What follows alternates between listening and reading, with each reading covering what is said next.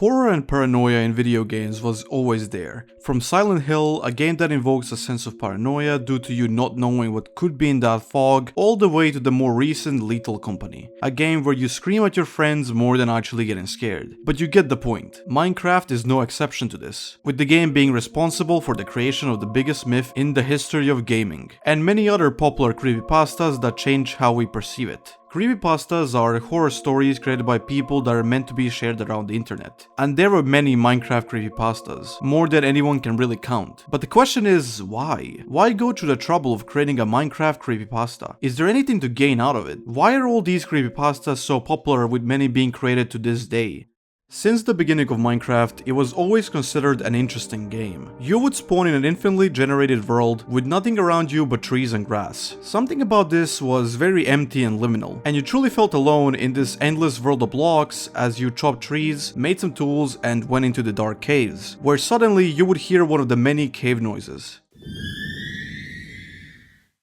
Hearing those noises made you feel very anxious and even outright terrified. During this time, Minecraft lacked a lot of the features that made it friendly for kids, things like a brightness slider, which without the game was extremely dark and moody. You also wouldn't really know what else could be there, as Notch, the creator of the game, would regularly add Secret Friday updates without telling anybody what they contained. Minecraft was not the same game as it is today. It was something much more simpler yet mature. I said before that the world of Minecraft was infinite, but that is actually not the case. You see, if you were to walk over 12 million blocks in these old versions of the game, you would stumble upon something known as the Farlands. This place was known for its giant towering walls with dark tunnels inside of them, and as you would go deeper and deeper, your game would begin to lag and would eventually crash. This place existed due to a bug in the game's code, and to this day, it is one of the most spectacular yet bizarre of places this game has to offer. The Farlands is a perfect example of how these early days of Minecraft created this fear of the unknown and paranoia, like something was watching you from those unnatural tunnels leading into what seemed like another reality.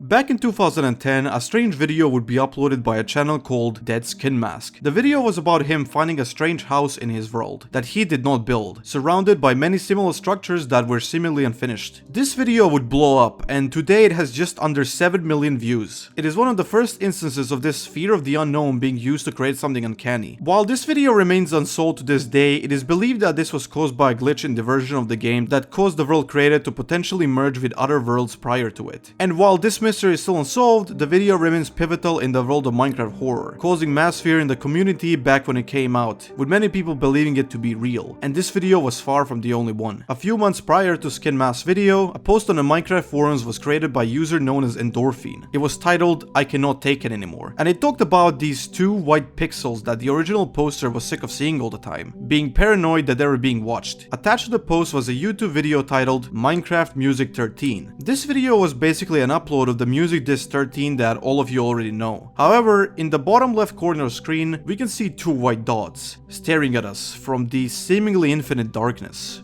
This was already creepy on its own, but paired with Endorphine's post, it became known as the first Minecraft creepypasta, and many users would jump onto this post to share their own experiences. One of these users was Flaky, who forwarded a massive 4chan story that is believed to be older than the OP's post and the first known mention of the white eyes. There were also a lot of instances of fan art being sent, with all the fan art being considered lost media, but it's supposed to look like a spider-skeleton hybrid. While the original post is not found, white eyes shows us that even the tiniest things such as minor rendering bugs were enough to cause player confusion and fear. Combined with the Secret Friday updates, an entire myth came out of it. If you want to know more about white eyes, in the description I have left a link to the Google Doc with the information, and while you're down there, consider subscribing. Even though white eyes was not that popular compared to the other Minecraft creepypastas, it serves as an inspiration and the original horror story ever created in this game, and would inspire the biggest and most well-known creepypasta in gaming history. On August 24th of 2010, a user by the name of Goatie would post a story onto the Minecraft forums. It was titled Horror in Minecraft, and it detailed the user's experience playing on a world. In the post they mentioned how they were attacked by a player with seemingly white eyes, while being a single player with screenshots to go with it. This story was obviously fake and inspired by the white eyes that we have discussed prior to this. And the OP actually admitted that, but it is now regarded as the assumed origin of the now legendary Minecraft myth, Herobrine. Herobrine was originally believed to have originated through this 4chan post about a week after the forum post. But this was proven to be false after the white eyes revelations. Although in the image we could see a figure standing in the fog, watching the player as they're looking straight ahead. The figure truly had white eyes and was the same skin as the player's skin. Sometime during all this, a member of the Minecraft forums known as Copeland was inspired by the 4chan post and would stream him playing Minecraft, supposedly finding Herobrine, running away and falling into conveniently placed lava blocks and burning to death. At the time, this video would explode, making Herobrine known to many people across the community. Of course, this stream was fake, with Herobrine actually being a retextured painting made by Copeland to convince viewers it was the real deal. Although this massive boom in popularity would cause many people to post their own Herobrine sightings onto YouTube, with many of them today having millions of views. One in particular was made by Space Waffle, which has over 70 million views. This impact was big enough that Notch himself acknowledged Herobrine, saying that he never existed in the game and was a hoax. Minecraft also began to include removed Herobrine in every update's patch notes from that point on. As Herobrine continued to dominate in popularity, many people made Herobrine shrines, which would supposedly summon him, and many plugins and mods showed up that people used to convince others that they actually met Herobrine. Herobrine was also known to dig 4x4 tunnels in the world, make pyramids in the ocean out of sandstone, and spawn in trees without leaves. He was also a huge aspect in Minecraft music videos, which were extremely popular. A perfect example of this was in Captain Sparkle's music video called Fallen Kingdom, where Herobrine was the main antagonist, with over 150 million views, or the many Herobrine song parodies, such as the one from The Atlantic Crab with 62 million views. These two were far from the only ones, as a YouTuber known as Redstone Records would post many of these, such as Raiders with 52 million, or Herobrine's Life with 82 million, and my personal favorite, Take Me Down, with over 125 million views. This is giving me Dream SMP animation flashbacks right now. Honestly, watching and listening to these songs gave me a lot of nostalgia, and a lot of people seem to agree, but that is not their main appeal. These music videos were so popular due to the constant action and storytelling that enticed them, utilizing Herobrine and other original concepts to bring something to life, with mostly banger music to top it off. And you know, that is really cool. Unfortunately, a lot of these music videos were low in quality, and not that good. Especially the Herobrine song by Minecraft Jams. I fucking hate this song. It should burn and be forgotten forever. Alright, now that we are past that, Herobrine had truly become an icon, with Mojang even having him on multiple official Minecraft artworks, and everyone who was going on YouTube at this time had seen him at least once and most likely got scared. I know I was. But there was another story that was brewing in the background during this time. Entity303 was supposedly created on December 11th of 2013, when a player by the name of Frankie would send an email to someone called the Speed179, who before this was believed to be the original author of the story, but further revelations show that this is probably not the case. The email was posted onto the Minecraft Creepypasta Wiki after Speed had popularized Entity303 on his YouTube channel, in which he called it the new Herobrine. And many people genuinely believed Entity303 was real, even though Speed's story was really weird and even childish in some cases. But what even is Entity303? Well, the best way to present it is the evolution of Herobrine. 303 is basically a player wearing a white robed skin with two glowing red eyes under its hood, and it would basically go around hacking Minecraft servers and destroying landscapes. 303, like Herobrine, was massively popular, with many people creating their own sightings of the creature, many of them having thousands of views. 303 was also a huge part in many of those music videos I spoke about before. For example, in Take Me Down, where Entity303 was the main antagonist that attacks Herobrine at the end of the video. That brings us back to the original story of 303, which is honestly kind of dark and unnerving to say the least. It was very different than any other Minecraft story at the time, as it involved some more mature and darker topics. It is possible that Speed's version of the story, which was way more lighthearted, was the reason 303 got so popular, but eventually it would spiral out of Speed's control as well, making the 303 myth engraved into Minecraft's history, with even Notch acknowledging its existence once again, who was visibly annoyed at the amount of people bothering him about it. While Entity303 was not nearly as big as Herobrine was, it created an outlet for other people to begin creating their own stories. And one of these stories was about an entity called Null.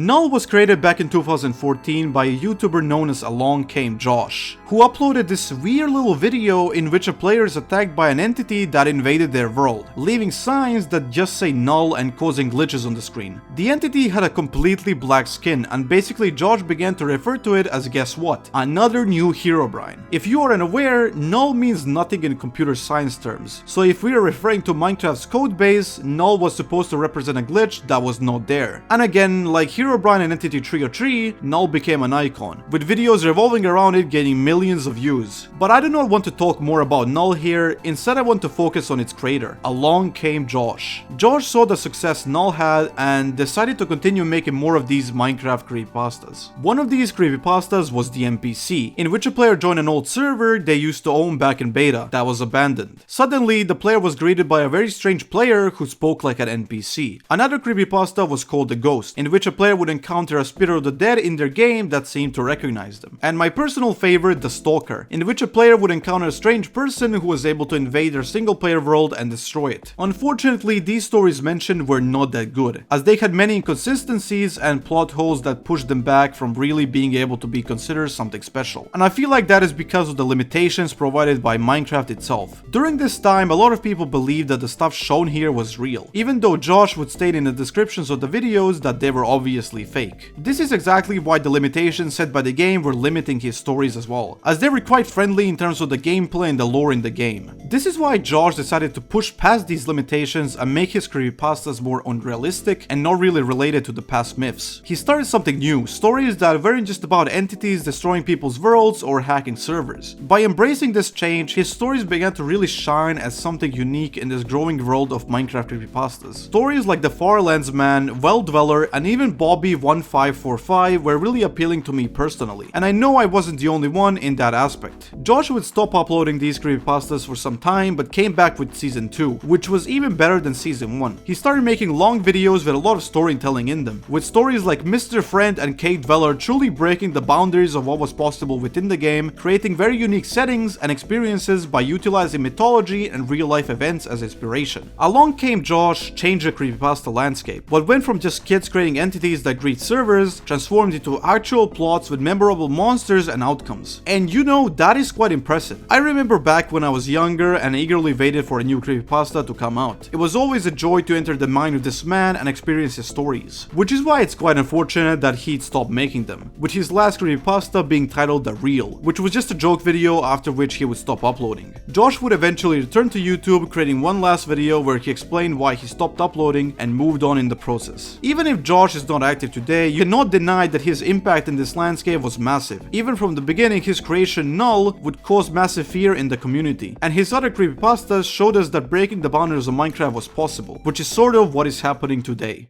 Near the end of 2022, a video would be uploaded onto YouTube by a channel called Retro Gaming Now. The video was titled Strange Sightings on an Alpha Minecraft channel, and it documented a strange set of videos found by Retro uploaded by a YouTube channel called Mark101. These videos involved the player having bizarre experiences in their game, like entities appearing and strange sounds being heard. This channel was actually part of an alternate reality game, and Retro's video would amass over 3 million views, sparking a trend to begin. This trend revolved around channels creating their own unique ARGs, usually in the form of analog horror, where big YouTubers would eventually cover them to detail and unraveling every secret they had. But before we get further into that, I want to talk about the Minecraft Creepypasta Wiki. The Creepypasta Wiki has seen a lot of change over the years, but as of writing this, it has over a whopping 3,000 pages, and it's still growing rapidly. These pages are all filled with a ton of content, with stories ranging from either really bad and probably written by a young child, all the way to actually impressive ones that leave some sort of impact on you. And they're really interesting, as they truly show how far this genre has gone. Another thing that has happened over the years is the introduction of very high quality Minecraft horror mods. While horror mods were prevalent back in the old days, they weren't really of a high value, as they were very simple and predictable. But these new mods flip that over completely. An example would be a mod called From the Fog, which is basically a mod created with the intent to reimagine what Herobrine is capable of, creating a very unique experience of paranoia and fear as the player is constantly hunted by Herobrine with all of his abilities we know and love, or the Cave Dweller mod, which I'm guessing is inspired by AlongCameJosh's story, and this mod in particular feeds on the player's curiosity as they explore the caves, only to be jumped from the shadows and brutally murdered. These mods reimagine what Minecraft is today. While most consider it a friendly kids game, they create this fear that old Minecraft had, fear that the new one lacks, and that is really fucking cool. There are many more of these mods, with great ones coming out often. Of course, a lot of them are copypastas and just unoriginal ideas, which is a bit disappointing. But it's worth noting that the high quality ones truly defy the genre and continue to expand to create some amazing experiences. Coming back to YouTube, however, I think the main reason why these ARGs worked so well was due to the sense of nostalgia old Minecraft brings, and well, also because they were pretty well made. Some of the most notable ARGs that have been covered are old Minecraft re-uploads, Simon 12 and Hopelessness. All of these ARGs brought something new to the table, and they're truly great watch if you're looking for some nostalgic yet frightening Minecraft content. Unfortunately, like with every trend, a lot of lower quality ones emerged that were just not that interesting, and only existed to try to get popular. This outburst of ARGs also happened outside of YouTube as well. One example I found of this was going on to Endorphine's profile on the Minecraft forums, where a user by the name of Polybius223 would post a strange ciphered message onto his wall. This cipher is known as the Polybius Square, and decoding it shows us this message. It basically tells us that White Eyes is real and exists in a secret mirror room under New York City. I've done some digging and all I could find was one Reddit post talking about it. That's it, only one. And this Reddit post also had no information, with people being just as confused as I am. I really don't know what Polybius223 was aiming for here, but to me this really seems like just another attempt at creating an unsuccessful ARG, truly showing us that this impact of ARGs was everywhere. And honestly, as cool as it is, it can be very overwhelming sometimes. And while most of them are kind of bad, there are quite a few ones that stand out above the rest. And there is one that I came across that truly feels different.